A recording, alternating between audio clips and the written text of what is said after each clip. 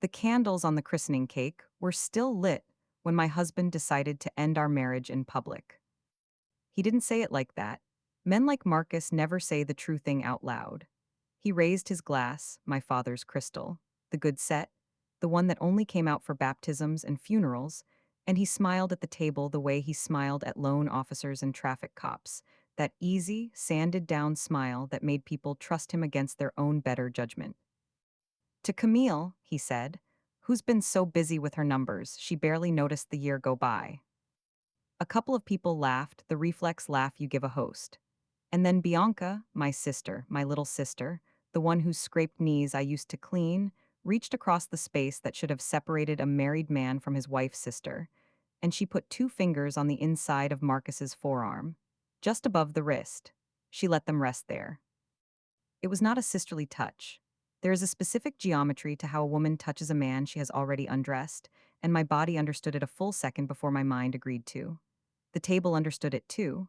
That's the thing nobody tells you about the worst moment of your life, it isn't loud. The room went quiet, not gasping quiet. Worse. The polite, frozen quiet of 12 people all deciding at the same instant to look at their plates. And my father, Desmond Acaffer, who had buried a wife and built a business, and never once in 61 years let his face show him a single card he was holding, my father went white. Not angry, not embarrassed for me. White, the color a man goes when he realizes something he buried is about to come up through the floor. He looked at Marcus. Then he looked at me. And under his breath, so quiet I only caught it because I'd spent my whole life reading the small print, he said. She doesn't know yet. A hard cut. 3 weeks earlier, I didn't know my father already knew everything. My name is Camille Acaffer Vance. I'm 34 years old, and I am, by trade, a person who finds what other people hide.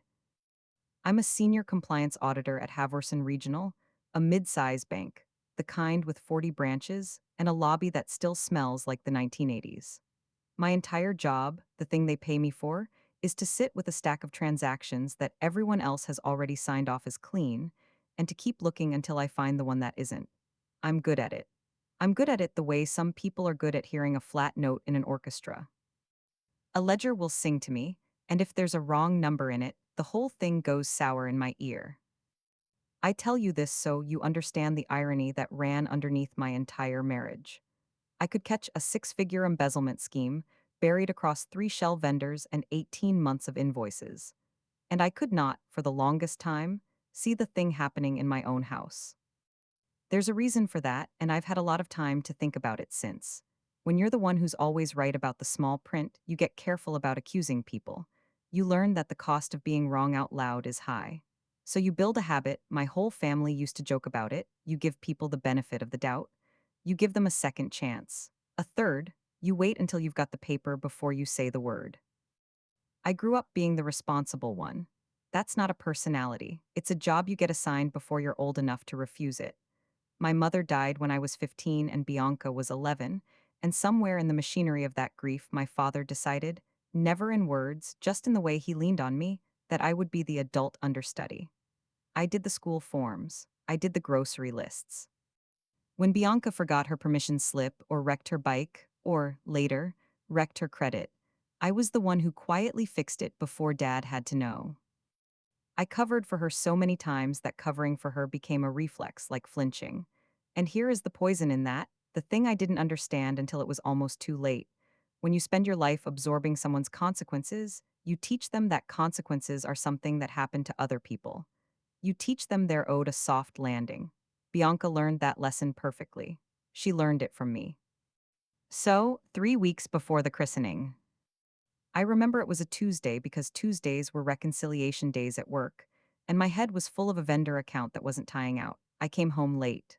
Marcus was already there. He'd left the consulting firm 8 months earlier to go independent, which in practice meant he was home a lot and billable rarely, and he was on the couch with his laptop tilted at an angle I couldn't see, and when I walked in he closed it. Not slammed. Closed. Smooth and unhurried, the way you close a book you're not actually reading. Long day, he said. The Delacroix account won't tie out, I said, dropping my bag. There's $40,000 that goes in as three deposits and comes out as one, and I can't make the timing work. He smiled at me warm and said, "You'll find it, you always find it." And he stood up and kissed my forehead and took his laptop into the other room, and I thought, what a nice thing to say. I want to be honest with you, because this is a story about honesty and I refuse to lie in it, even to make myself look better. The first sign wasn't the laptop. I've replayed it 1,000 times, and the laptop was maybe the 40th sign. The first sign was months earlier, and it was so small I filed it under nothing. We kept a joint account. My money mostly. I'm not being bitter, it's just arithmetic. Marcus's going independent year had been long on independence and short on income. I handle the finances in our house because of course I do. Asking me not to would be like asking a surgeon to keep her hands off the scalpel. And one evening, months before that Tuesday, I'd been doing our monthly the way I always did, and I saw a charge. $41, a hotel bar in the city. On a night Marcus had told me he was at a client dinner in the suburbs, 40 minutes the other direction. I asked him about it, lightly. I'm telling you, I gave it to him gift wrapped. Hey, weird charge, did you end up in the city? And he had an answer so smooth and so complete that I remember being almost impressed. The client had changed the venue last minute. He'd texted me, but it must not have gone through. He'd meant to mention it. There was no text. I checked later, much later. There was never any text. But in the moment he handed me a story that closed every gap, and I did what I always did, I gave him the benefit of the doubt. First chance, I let it go. That's the flaw, that's the exact flaw. I give people three chances before I believe my own eyes, and predators can smell that on a person. Marcus could smell it, so could Bianca. They weren't working from a plan so much as from an instinct, the way water finds the low place in a floor. And I was the low place. I'd made myself the low place on purpose, over decades, one absorbed consequence at a time. By the time of that Tuesday, the small things had started to cluster. Marcus's phone, which used to lie face up on any surface, now lived face down or in his pocket. His networking ran late and later, and the names of the people he was networking with got vaguer, a fog of first name contacts I'd never met. He got a haircut he didn't need. He started going to a gym 40 minutes away when there was one 4 blocks from our house. And when I mentioned that, he said the equipment was better, and I said nothing. And I hated myself a little for saying nothing. And Bianca, my sister, had started calling more. That's the part that still turns my stomach, if I'm honest. She got warmer. She'd call to ask how I was, how Marcus was, whether we'd been fighting, whether he seemed happy. I thought she was reaching out. I thought, after all those years of me managing her, that she was finally learning to manage herself and maybe even to care back. I told my mentor at work, Priya, that Bianca and I were in a good place lately. Priya, who is the sharpest human being I know, tilted her head and said, "That's nice," in a tone I'd hear differently in about 3 weeks. Bianca was calling to run reconnaissance. She was calling to find out how much I knew. Every warm "How's Marcus?" was a probe. My sister was auditing me, and I, a professional auditor, didn't catch it because you never audit the person who's holding your hand. The last of the small signs before the christening was the money. It's always the money in the end. That's the one thing I can't unsee, the ledger underneath everything. Our joint account, the one I'd built with my own deposits, had a balance that had started to behave strangely. Small withdrawals I couldn't source.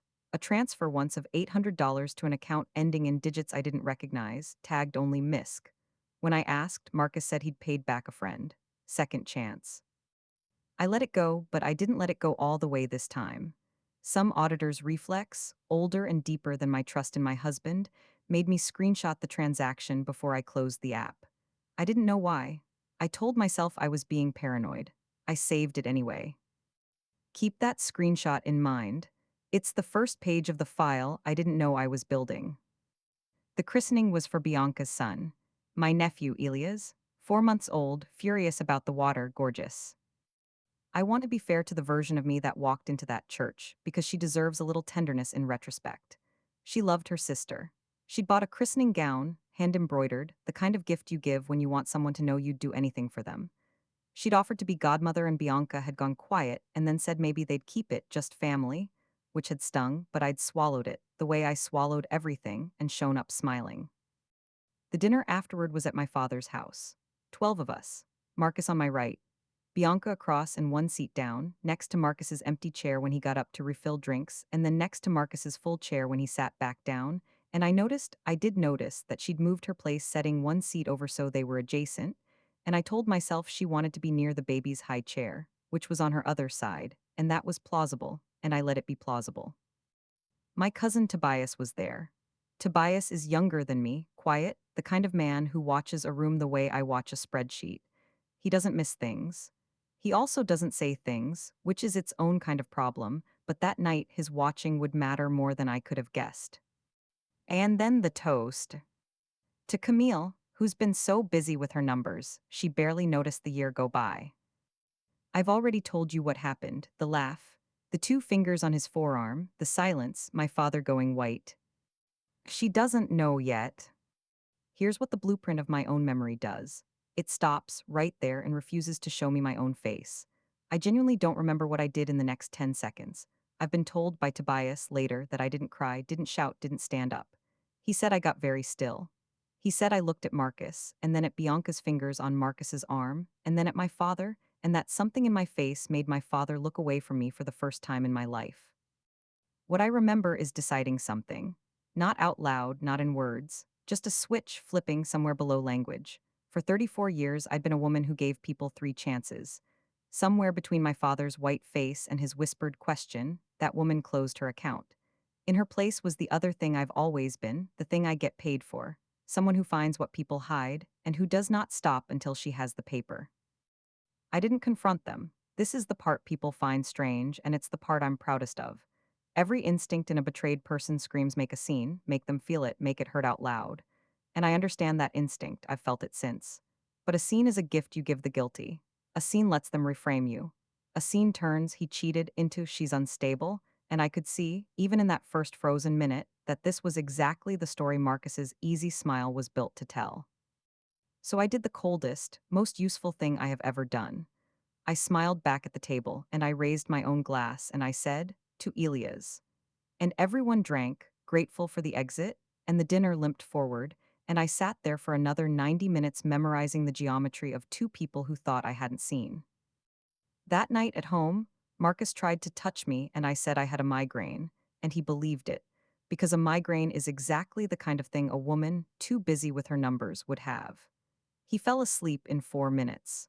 I lay awake next to him, and I did the only thing that has ever calmed me down in my life. I started building the file. The affair was easy. I want you to know how easy, because I need you to understand that they weren't clever. They were just used to me not looking. I didn't touch Marcus's phone.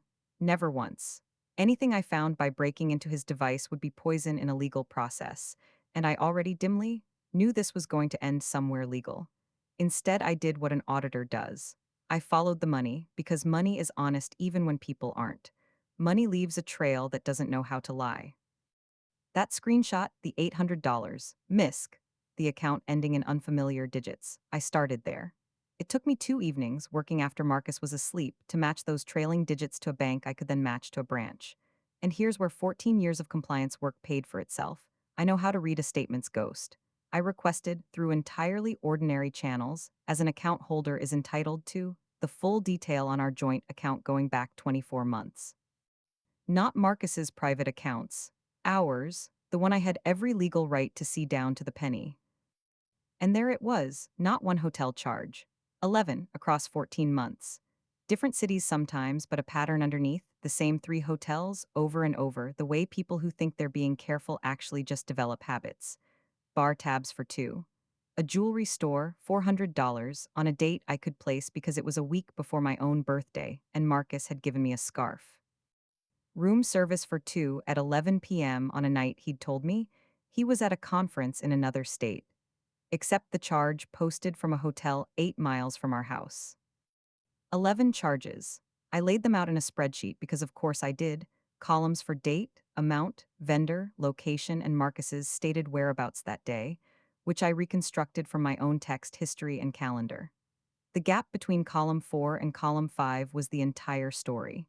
It was the most damning document I have ever built, and I've built documents that put people in federal facilities.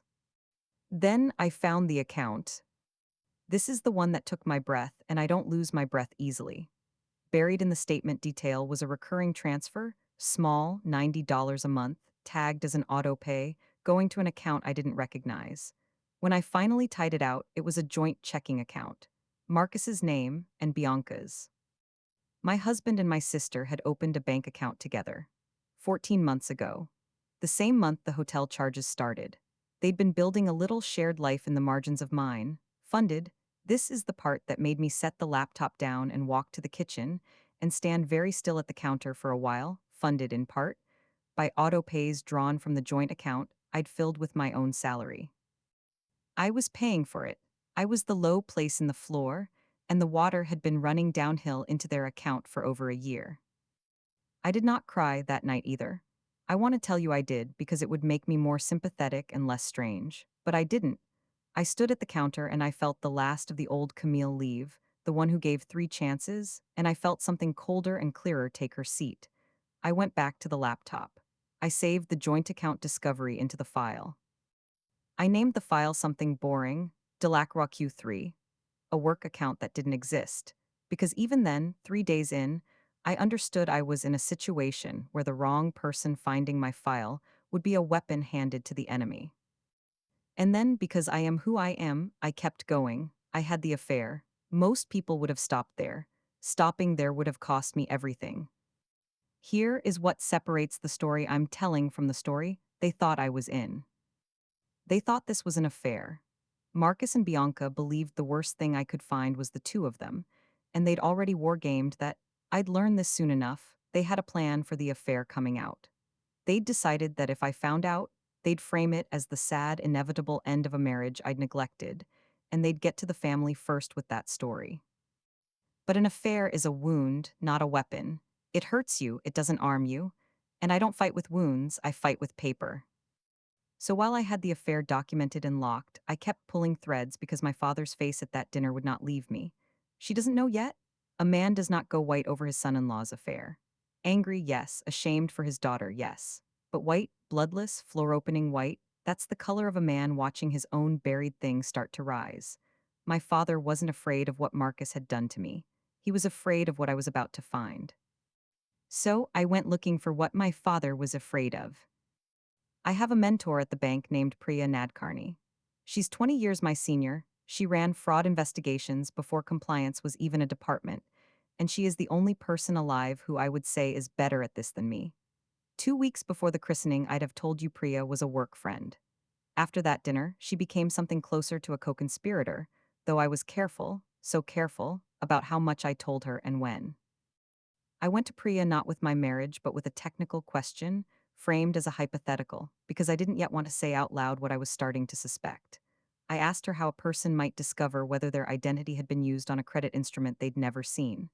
She looked at me for a long moment. Priya's looks are like being x-rayed, and she said, "You'd pull your own file, your full file, everything ever opened in your name." And then she said, more quietly, "Camille. Whose signature are you worried about?" I didn't answer that, not yet, but I pulled my file.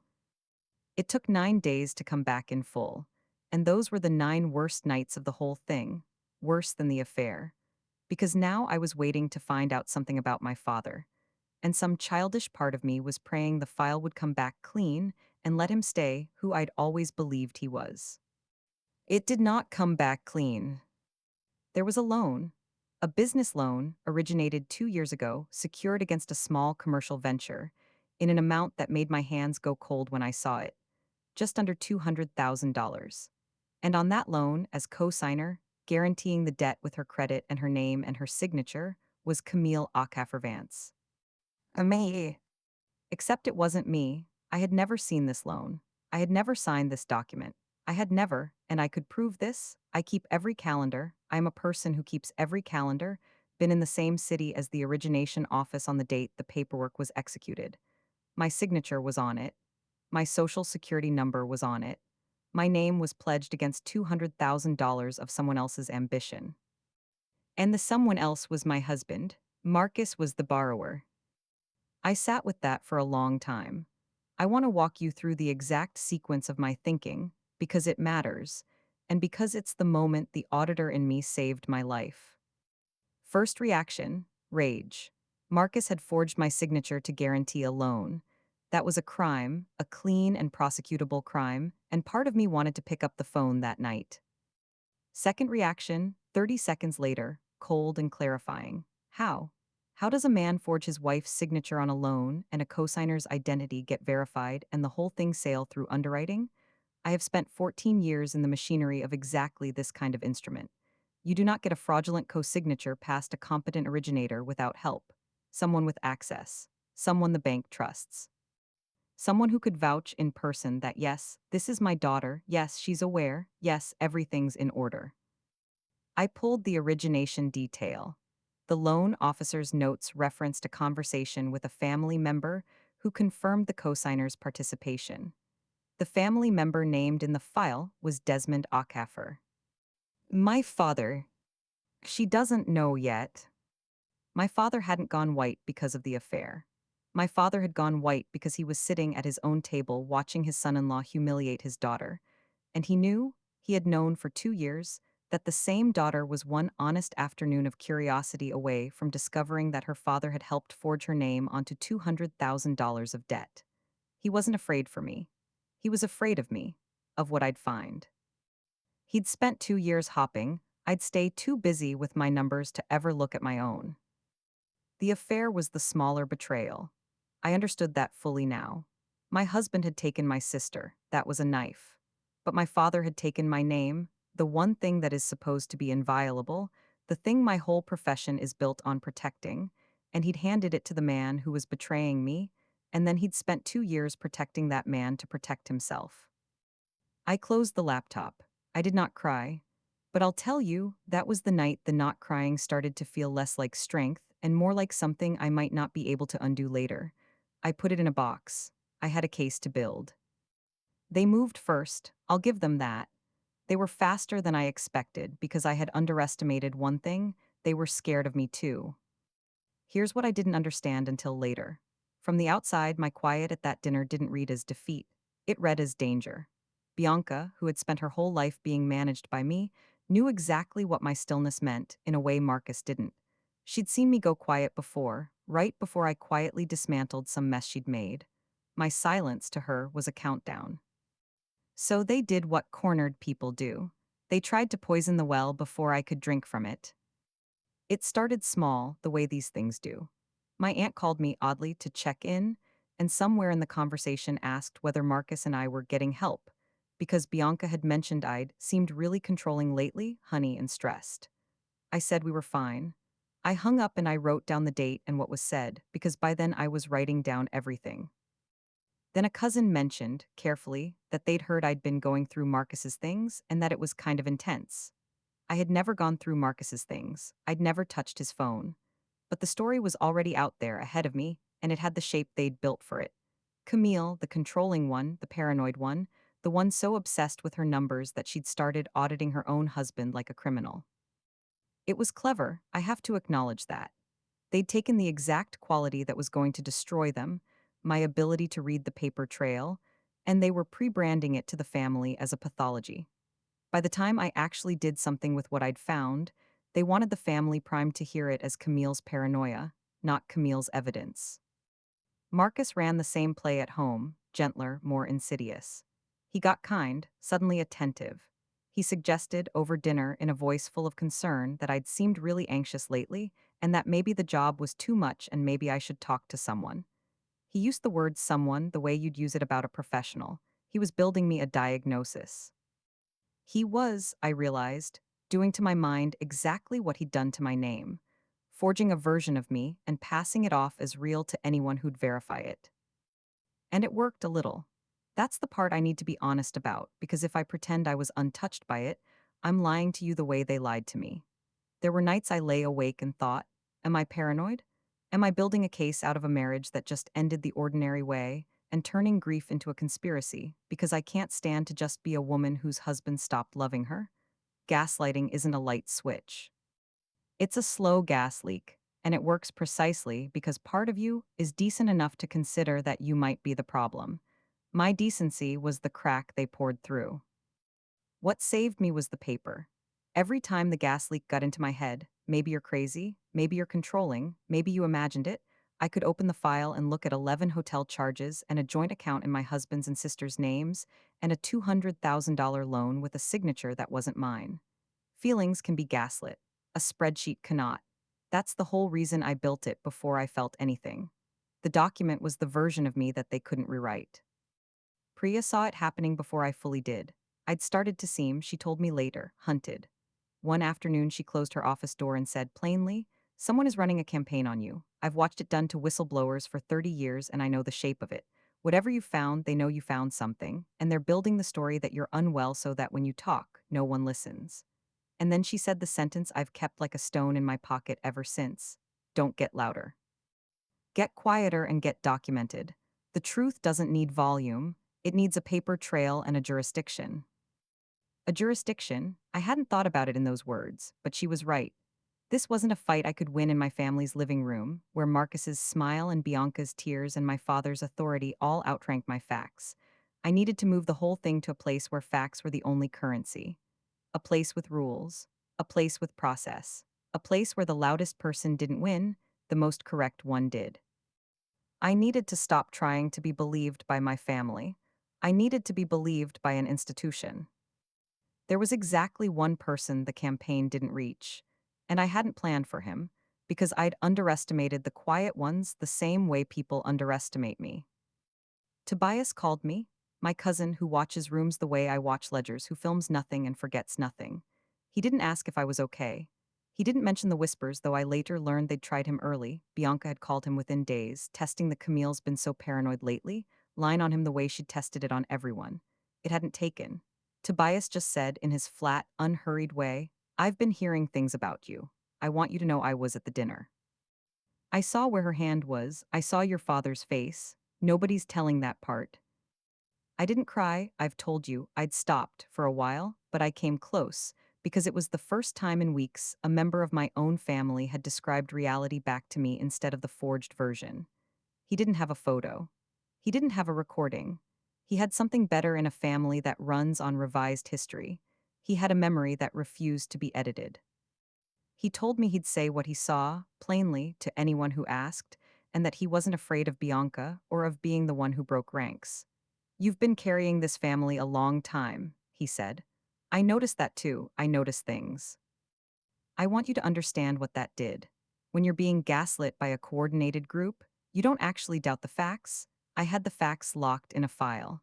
What you doubt is your own membership in reality, whether you're the only one seeing it, whether the whole world has quietly agreed to a story where you're the problem. One witness cures that.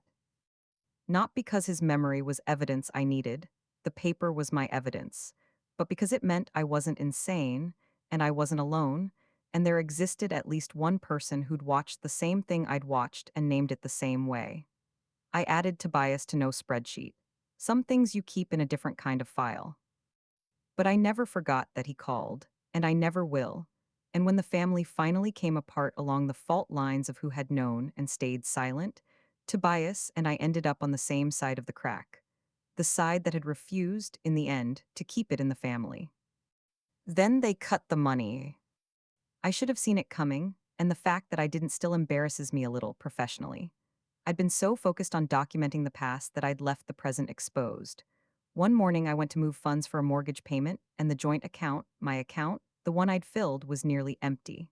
Marcus had drained it. $14,000, gone in 3 transfers over 5 days, while I'd been up late building a case against him. He'd moved it, I found out, to fund a trip. A surprise, he called it later, with the audacity of a man who thinks charm is a currency that never runs out. A surprise trip, for himself, and Bianca. While I was at home documenting the ruins of my marriage, my husband had used the last of my money to book a vacation with my sister. I remember standing in the kitchen looking at the near zero balance and feeling something I hadn't felt through the whole thing. For one full minute, despair. Not anger, despair. The specific despair of realizing that while you're playing chess, the other person has just been stealing the pieces. I'd been so careful, so forensic, so proud of my file, and in the meantime, he'd simply taken the money and left me with a mortgage and a diagnosis and a family that thought I was unwell. And then the minute passed, and the cold thing sat back down, and I did the math that changed everything. He'd drained the account, That's theft, arguably, from a marital account. Messy, hard to prove intent, the kind of thing a good lawyer muddies. But he drained it to fund a documented trip with Bianca. He'd converted the abstract, deniable affair into a concrete, dated, receipted transaction. In trying to hurt me, he'd handed me the cleanest exhibit yet, a paper trail connecting the stolen money directly to the woman he was stealing it for. I didn't call him, I didn't rage. I opened the file and I added the drained account and the trip to the timeline, and I let the despair convert all the way down into fuel. That was the day I stopped thinking of it as my marriage ending and started thinking of it as a case closing. My father asked to see me alone. I knew what it was about before he said a word, because I'd started to understand the whole shape of the thing, and I knew that the drained account and the family whisper campaign and my father's summons were all the same animal, moving. We sat in his kitchen, the one I'd done homework in, the one where he'd taught me to read a balance sheet when I was 12 because he said a woman who understood money would never be trapped. The irony of that sentence sat between us like a third person. He didn't do it well. My father is a proud man, and proud men are terrible at the specific humility that comes too late. He started with the family. He always starts with the family. He said things were delicate right now, and that a lot could get broken that can't be fixed. And he actually asked me, to let some things lie for everyone's sake. I let him talk. Auditors are patient. And the longer he talked, the more he told me without meaning to, because a man defending a secret always overexplains the wrong thing. You have to understand the position I was in, he said, and there it was, the position. Not I'm sorry your husband betrayed you. Not I can't believe your sister. The position I was in. He wasn't asking me to forgive Marcus and Bianca. He was asking me to forgive him before I'd even said I knew. So I said it, quietly, the way you deliver the finding at the end of an audit, when the numbers have already done the shouting, and all that's left is the sentence. I've seen the loan, Dad. He stopped, everything about him stopped. And then, this is the thing I'll never unfeel, he didn't deny it. He didn't gasp, didn't perform shock, didn't ask which loan. His shoulders came down about an inch, and something like relief crossed his face, the terrible relief of a man who's been carrying a thing so long that even its discovery is a kind of rest. He said he'd pay it off before it ever touched you, my father said. He swore to me. And out it came, in pieces, over the next hour. How Marcus had come to him 2 years ago, charming, urgent, with a business that needed capital and a wife who worried too much about risk and wouldn't understand. How the deal needed a cosigner with strong credit and mine was perfect. How Marcus had promised it was a formality, that the venture was solid, that he'd have it retired inside a year, and I'd never need to be bothered with it. How my father, and here his voice did something I'd never heard it do, how my father had vouched for me. Told the loan officer his daughter knew, his daughter was on board.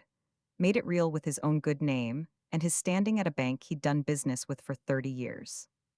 He'd forged me by proxy. He hadn't held the pen, I still don't fully know whose hand shaped the letters of my name, but he'd made the forgery credible. He'd spent his reputation to launder my stolen signature. And then, when the solid venture turned out to be anything but when the payments started slipping, my father hadn't come to me. He'd covered. He'd made payments himself when he could. He'd leaned on Marcus. And Marcus, this is the trap that had closed on my father. Marcus had made sure my father understood that if the fraud ever came out, they'd both go down.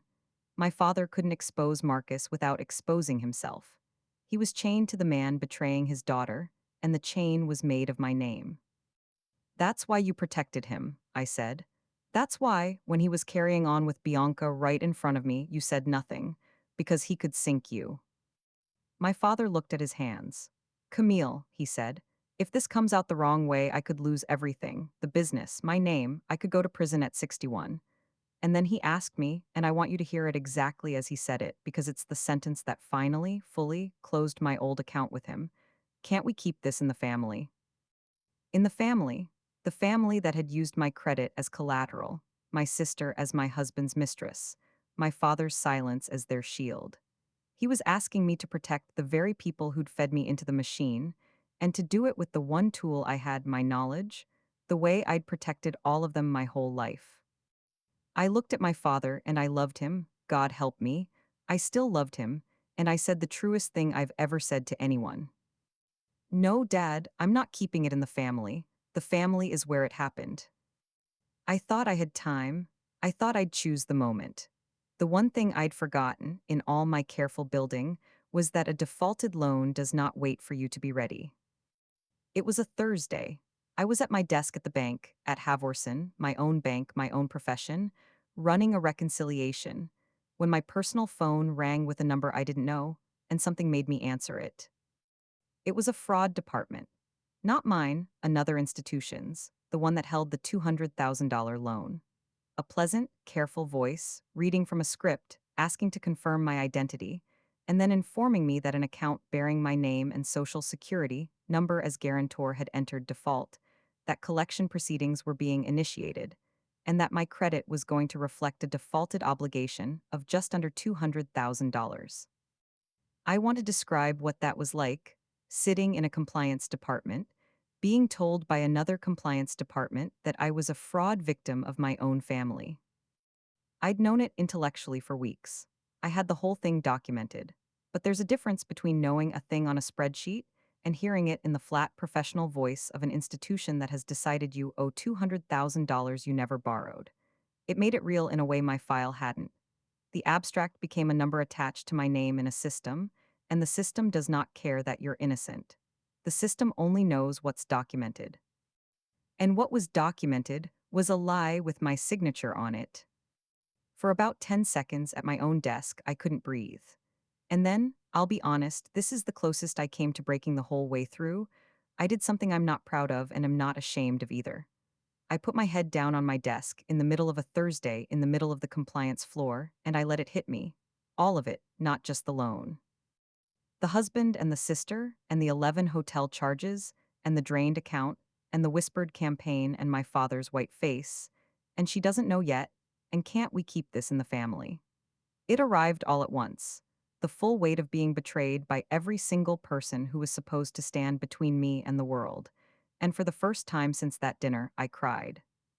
Priya found me. She didn't say anything for a minute. She just stood there, a hand on my shoulder, and let it be as bad as it was. And then, when I'd come back to myself, she said the thing that turned the breaking point into the turning point.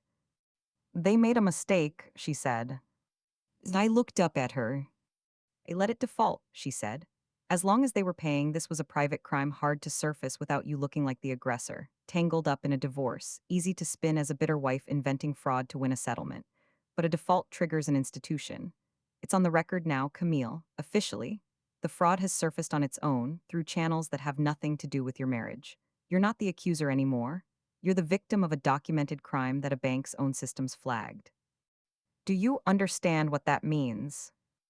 I did. I understood it in my bones, in the exact place where I do my best work. It meant the jurisdiction had chosen itself. The case had left my family's living room, where I could never win, and entered a world of rules and process and paper. My world, the only world where I had ever been allowed to be right. They'd handed me the venue.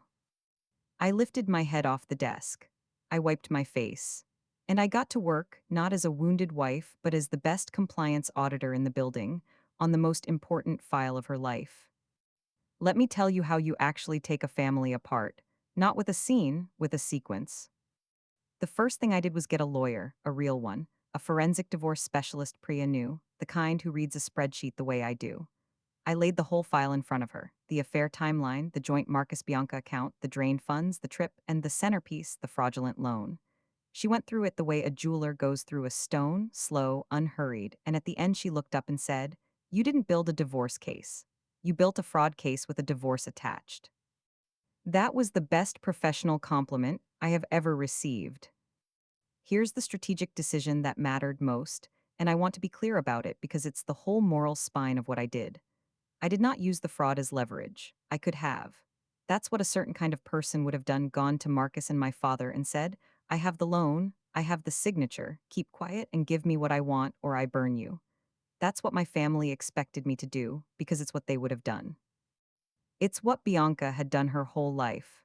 Found a piece of information or a piece of guilt and used it to extract a soft landing. I didn't do that for two reasons. One, practical: leverage is a form of participation. The moment you use a crime as a bargaining chip instead of reporting it, you've joined the conspiracy. You're no longer the honest one, you're just a better informed member of the cover up. I've watched that mistake end careers. I wasn't going to make it. And one that wasn't practical at all. I was done keeping it in the family. Keeping it in the family was the disease. Every soft landing I'd ever given Bianca, every consequence I'd ever absorbed for someone I loved, every second chance and third chance, that was the machine that had built this. I wasn't going to run the machine one more time, even in my own favor. I was going to do the thing none of them could imagine.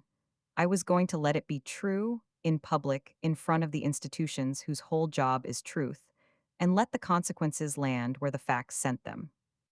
So I reported the loan fraud, formally, through proper channels, the lending institution's fraud unit, and the appropriate regulatory process, and eventually the authorities, with my forensic divorce attorney managing the sequence so that everything moved in the right order and nothing could be reframed as a vindictive wife's revenge. I filed an identity theft affidavit. I provided my calendars proving I was nowhere near the origination office on the signing date. I provided a handwriting reference. I provided the origination notes naming my father as the family member who confirmed my participation, the exact detail that turned it from someone forged Camille's name into here is specifically how the fraud was executed, and by whom, and with whose help. I did not soften it to protect my father. That was the hardest single thing I did in the entire ordeal, harder than the affair, harder than the crying at my desk. Because reporting the fraud honestly meant my father, my dad, who taught me to read a balance sheet, who I still loved, would face real consequences. Not embarrassment, not a stern family conversation. Legal consequences for what he'd done at 61, exactly as he'd feared in his kitchen. I thought about giving him a pass. I thought about it for a long night. And then I thought about the 12-year-old girl he'd taught, the one he'd told that a woman who understood money would never be trapped. He'd trapped her himself with money, using her own name. If I protected him now, I'd be proving that the trap works, that love is a good enough reason to keep a fraud quiet, which is the exact logic that had put my signature on that loan in the first place. I loved my father too much to lie for him one more time. So I told the truth about him, and I let it cost what it cost. The affair, meanwhile, ran on a separate track, the divorce, and here the paper did its quiet, brutal work. My attorney didn't need a scene either. She had 11 hotel charges.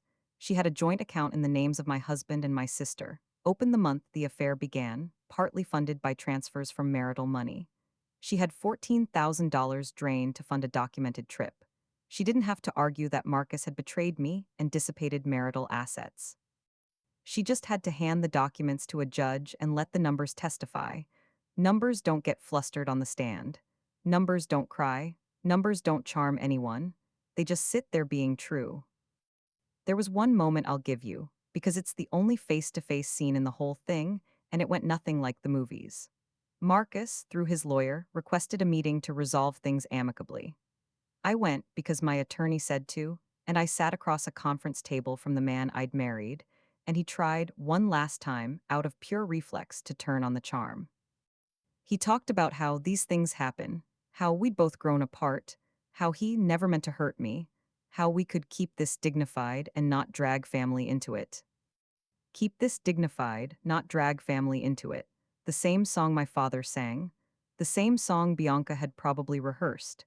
Keep it quiet, keep it in the family, give us the soft landing. I didn't yell, I opened my folder.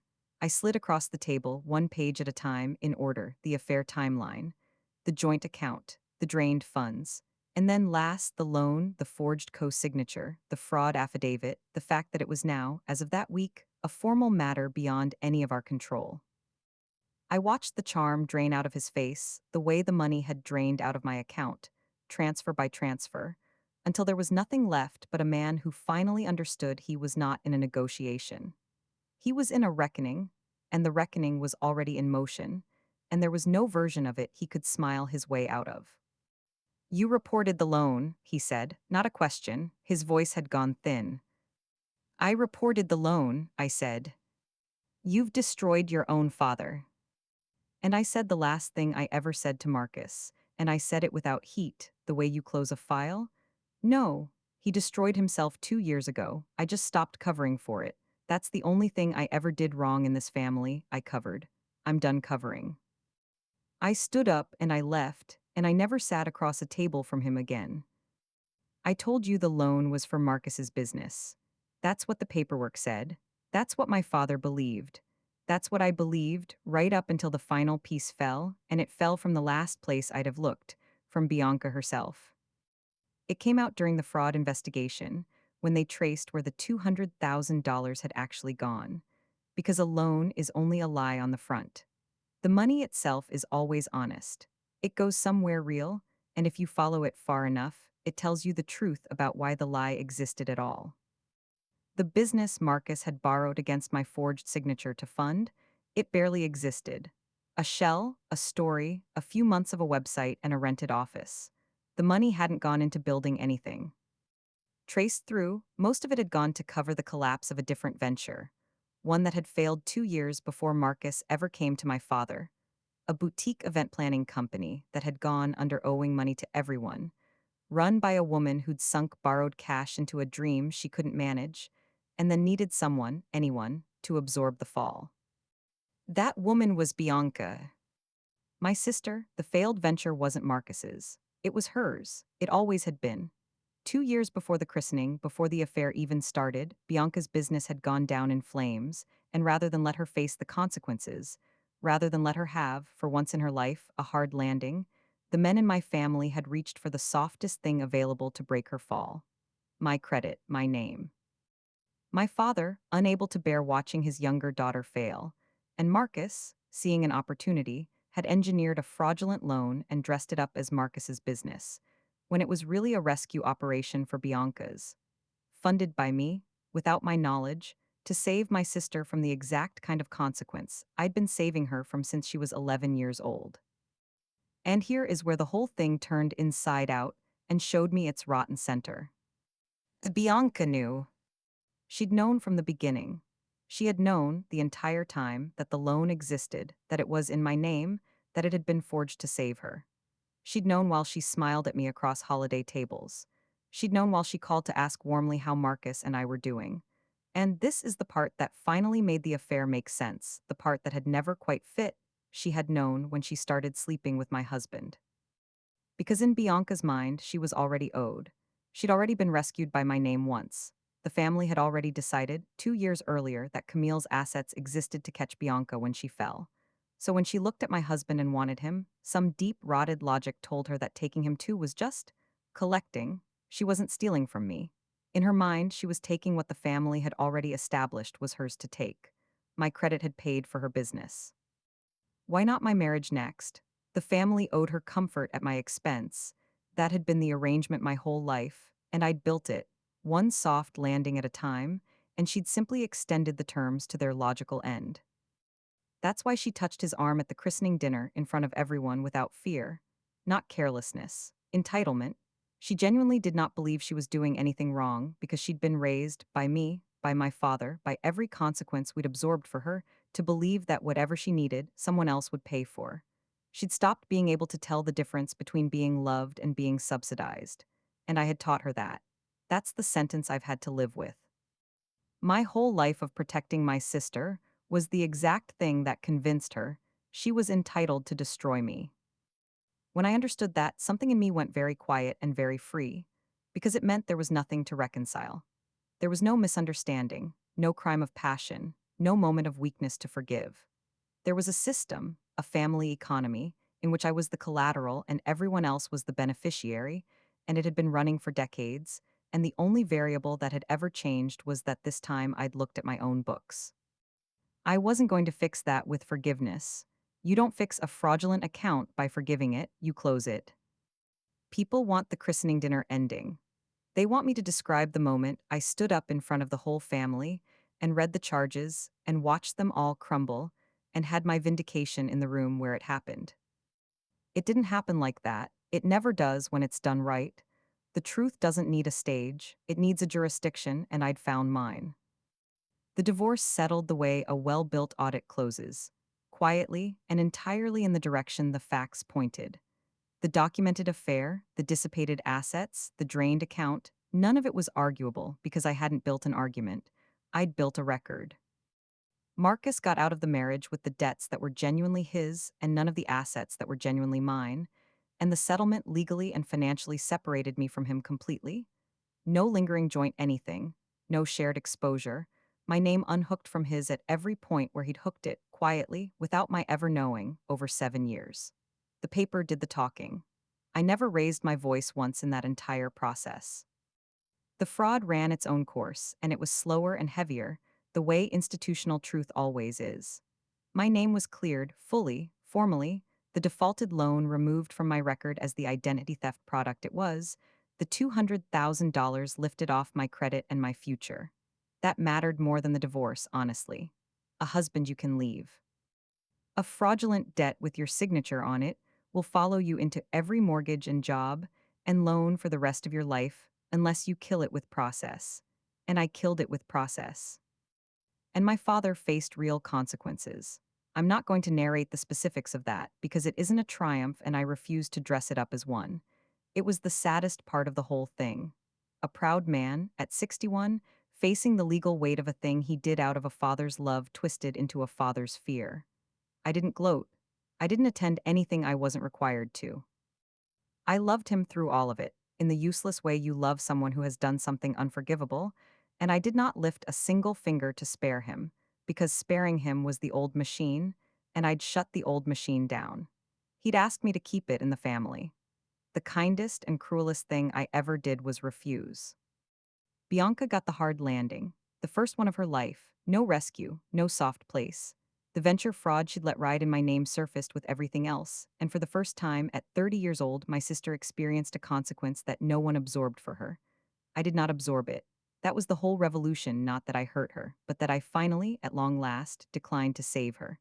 I let her fall the exact distance her own choices had built. It was the most loving thing I could have done, and she will never, ever see it that way, and I've made my peace with that. There was no reconciliation, no group hug, no tearful holiday where we all agreed the family was more important than what happened. I want to be very clear about that because the culture wants that ending and I refuse to give it, even in memory. My family did not learn a lesson and come back together stronger. My family was revealed and could not survive the revelation because it had been built on my willingness to be collateral, and I withdrew the collateral. There's nothing to hug about that. Some families are held together by love. Mine had been held together by my silence, and when the silence ended, so did the family. That's not a tragedy, it's just an accurate accounting. Here's the last thing, the part I did quietly, that I'm not sure anyone but Priya ever fully understood. There was a family business, my father's, the one he'd built, the one Bianca had always, lazily, assumed she'd inherit unchallenged because she was the baby and everyone's favorite, and things simply fell to her. I had never wanted it. I'd built my own life on purpose, away from all that. But in the wreckage, as my father's affairs came apart, that business needed someone who understood money, who could read the paper, who could keep the thing from collapsing entirely and taking the jobs of a dozen employees down with it.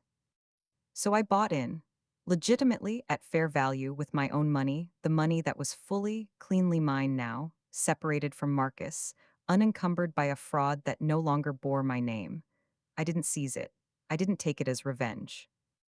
I did the least dramatic thing imaginable. I acquired a stake on paper on my own terms, in my own name, my name, which no one would ever forge again, in the one asset my sister had always assumed would be handed to her, and I began, quietly, to run it correctly. Bianca had spent her life certain the family's things would fall to her. She learned at the end that they fell to whoever showed up with clean hands and read the small print. I'd been reading the small print my whole life. I finally read my own. I don't narrate this to you as a wound anymore. You can probably hear that. I built this case the way I've built every case, date by date, document by document, following the money because the money is the only member of my family that never lied to me. People ask if I regret it. If I wish I'd kept it in the family, taken the settlement quietly, let my father off, given Bianca one more soft landing, stayed the responsible one who absorbs everything so no one else has to feel a thing. No. I spent 34 years being the low place in the floor, the place all the water ran to. I thought that was love. It wasn't, it was collateral. And the day I stopped covering, the day I opened my own file and read my own name and refused to keep it in the family, was the first day of my life I was ever anything other than a signature someone else could use. My husband humiliated me with my sister in front of the whole family. My father went white and asked if I knew yet. I didn't know yet. Now I know everything. And knowing, it turns out, was the only thing that was ever going to set me free.